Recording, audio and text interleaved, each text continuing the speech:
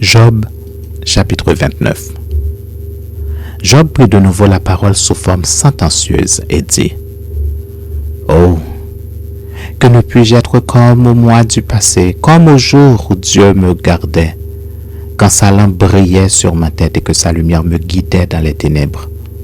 Que ne suis-je comme au jour de ma vigueur, où Dieu veillait en ami sur ma tente, quand le Tout-Puissant était encore avec moi et que mes enfants m'entouraient, quand mes pieds se baignaient dans la crème et que le rocher répandait près de moi des ruisseaux d'huile.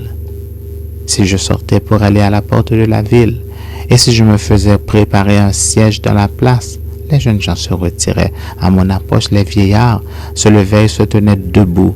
Les princes arrêtaient leur discours et mettaient la main sur leur bouche. La voix des chefs se taisait et leur langue s'attachait à leur palais. L'oreille qui m'entendait me disait « Heureux ».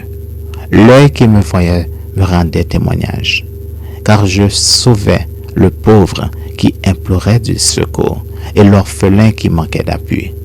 La bénédiction du malheureux venait sur moi. Je remplissais de joie le cœur de la veuve. Je me revêtais de la justice et je lui servais de vêtements.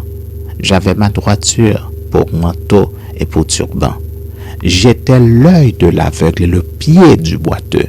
J'étais le père des misérables. J'examinais la cause de l'inconnu. Je brisais la mâchoire de l'injuste et j'arrachais de ses dents la proie. Alors je disais, je mourrai dans mon nid, mes jours seront abondants comme le sable. L'eau pénétrera dans mes racines. La rosée passera la nuit sur mes branches. Ma gloire reverdira sans cesse et mon arc rajeunira dans ma main. On m'écoutait et l'on restait dans l'attente. On gardait le silence devant mes conseils. Après mes discours, nul ne répliquait et ma parole était pour tous une bienfaisante rosée. Ils comptaient sur moi comme sur la pluie. Ils ouvraient la bouche comme pour une pluie du printemps. Je leur souriais quand ils perdaient courage et l'on ne pouvait chasser la sérénité de mon front.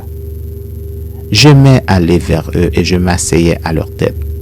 J'étais comme un roi au milieu d'une troupe, comme un consolateur auprès des affligés.